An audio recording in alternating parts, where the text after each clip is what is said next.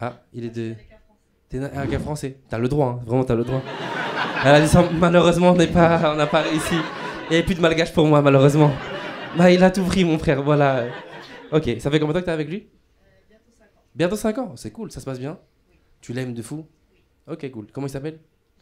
Jérémy. Ok, cool. Mais c'est dommage, parce que moi, j'aimais bien... Je t'aimais bien. Ah, t'as une bague? T'es marié? Pourquoi? C'est quoi? C'est une bague de quoi?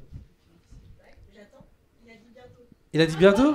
Sérieux? Putain, mais il t'a laissé dans une cave quand même avec... Pour la nouvelle année, il démarre bien l'année, le monsieur. A few moments later. Ah. T'es barre. T'es qui? Ah, t'es son mec? Ouais, c'est ça. Ah oui, du coup, français quoi. Français bien blanc. Trop stylé. Ouais. Jérémy. Et... Donc elle s'est rappelée de moi, donc c'est bien déjà. Elle s'est rappelée de moi, donc c'est déjà bien. Incroyable. Ah, le gamin, t'as mis une musique et tout. Donc, je viens remplir mon devoir, mes promesses. Tu viens? Ouais, je reviens, là. Incroyable. Dinguerie. Attendez, mettez-vous là. Regardez. Mets-toi là. Regardez. Coupe la musique. Alors, c'est elle qui a choisi la musique? Non, c'est moi. C'est toi? Ouais. Plus jamais, hein. Ouais, voilà. Parce que c'est un... Ok, le mariage, mais plus jamais c'est un truc. Okay. Donc, waouh, c'est trop... donc là, ça, c'était la bague d'avant. Et ça, c'est... Ça, c'est la bague de ma vie. Oh.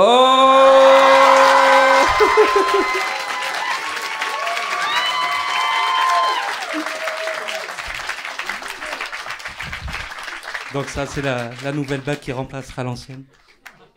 T'as oublié une phrase.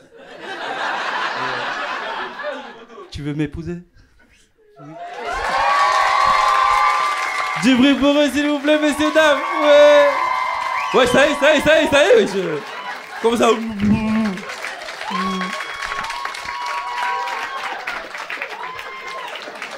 Ouais, je galoche, moi aussi je galoche, ça y est. Ça y est, c'est bon, frérot, t'as la bague, elle a la bague, ça y est, sortez. C'est bon, il va ken sur la scène aussi ou quoi? On peut faire du bruit pour eux, merci beaucoup. D'ailleurs, j'ai lu une stat trop marrante là aujourd'hui. Les hommes célibataires de moins de 30 ans à Paris, la moyenne de partenaires sexuels qu'on a par an, c'est 4 ans. C'est 4... je dis de la merde, pardon. La moyenne des rapports... Non, la moyenne des partenaires... Niquez vos mères. Commencez par niquer vos mères. C'est quoi le foutoir de ma gueule? Fais-la. Maintenant, je vais essayer de la faire. Vous allez continuer de vous foutre de ma gueule. Donc, non, le nombre de partenaires sexuels qu'on a par an en moyenne pour les hommes célibataires de moins de 30 ans à Paris, donc moi, c'est 4 par an. Ça veut dire que demain, je vais baiser 4 meufs.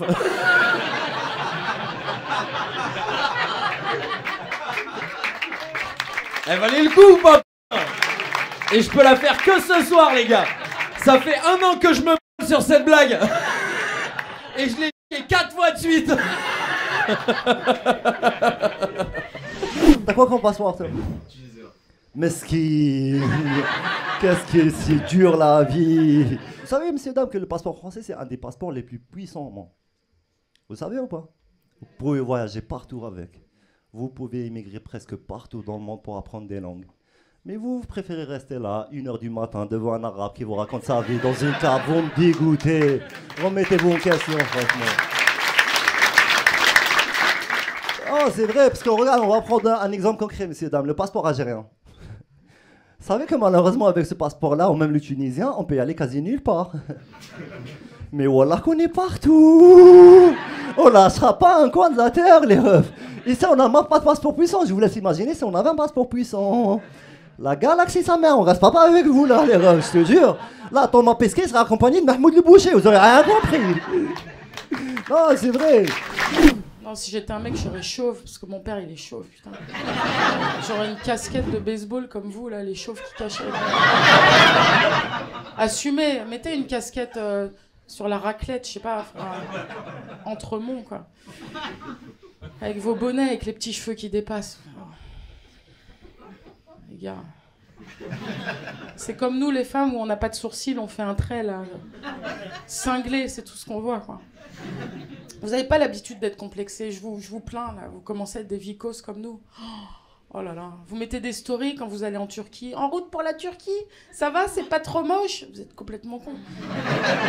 Nous on fait pas ça, on met pas en route vers l'esthéticienne. Ça va, ça fait pas trop forêt vierge, on fait pas ça. J'ai pensé à un truc, on peut faire un business, que vous voulez des cheveux, et nous on veut plus de nos poils. On vous les vend, voilà. 1 euro la tonne. C'est pas cher, mais on veut vous voir avec des coupes afro tous.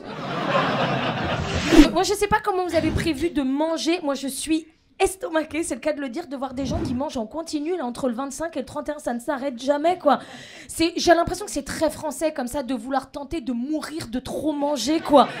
On tente des choses avec notre estomac, on bouffe trop et je me suis dit c'est peut-être ça, peut-être que l'humain un jour, peut-être un gars du sud-ouest tu vois, il a voulu vivre ça par procuration de mourir de trop manger.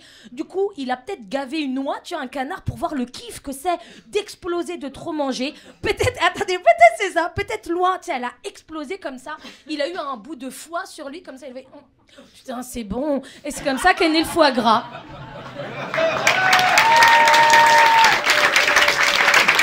Les villages du bled, pardon, ils font un peu penser aux villages de France, toi. Ils font un peu penser aux campagnes de France. Il y a beaucoup de ressemblances, je trouve. Toi, tu arrives dans le village, il n'y a pas de réseau. Des fois, il y a des coupures d'électricité. On a un oncle raciste.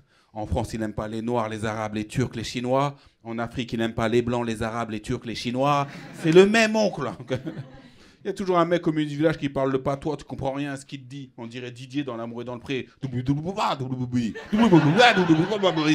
rappelez de lui? Karine Le Marchand à côté est en PLS. Mais quoi? Je comprends rien à ce que tu dis, Didier. Il était sous-titré. Alors qu'il parle français, le pauvre. Je suis sûr que même le mec qui fait les sous-titres, il devait pas comprendre. Il était là. Écoutez, Karine, je passe une excellente journée. J'ai hâte de rencontrer ma future prétendante. Mais il a pas dit ça. Ça se voit qu'il a pas dit ça.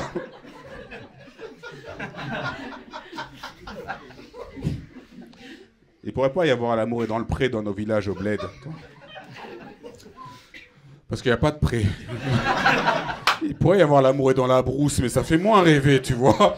Bakary, agriculteur, il n'a pas de tracteur, juste une machette, tu vois. Ça fait 6 mois qu'il a ramassé parce qu'il habite dans le désert. Au début de l'émission, il part en date avec 3 femmes. À la fin de l'émission, il se marie avec les 3. Parce qu'il a le droit. Est-ce que vous avez vu ce qui s'est passé à la SNCF hier soir? Non? Oui, il y en a qui ont vu? Personne n'a suivi? Si? Ouais, mais vous savez pourquoi le TGV était en retard? Il y a eu 5 heures de retard sur le TGV. Pourquoi?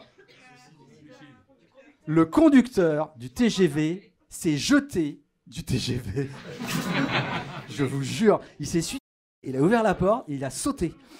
En fait, il y a un système de sécurité, c'est ça que je veux dire. En fait, le mec, quand s'il saute de la motrice, en fait, le TGV s'arrête. Et ce qui s'est passé. Sauf que pendant 5 heures, ils n'ont rien dit aux passagers. Ils leur ont juste dit il y a un problème.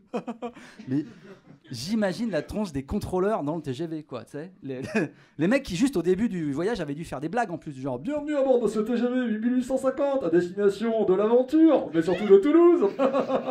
Nous sommes accompagnés de Philippe, notre conducteur intrépide. Philippe, Philippe,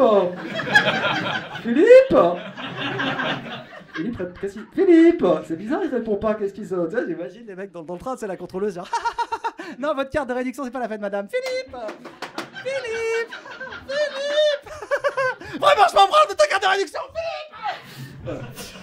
Et moi, en même temps, je me dis, c'est bien, parce que tout a bien fini, sauf pour le conducteur. Et non, mais c'est vrai, les gens, ils sont quand même rentrés chez eux, il n'y a pas eu de mort. Et c'est ça la différence avec l'avion, c'est que dans l'avion... on a vu Germanwings ou Malaysia Airlines, quand le mec veut suivre, il emmène tout le monde, quoi. Alors que dans le train, non. Voilà. Donc pour moi, c'est une très bonne pub pour la SNCF. À nous de vous faire préférer le train. Allez, merci beaucoup, le madame.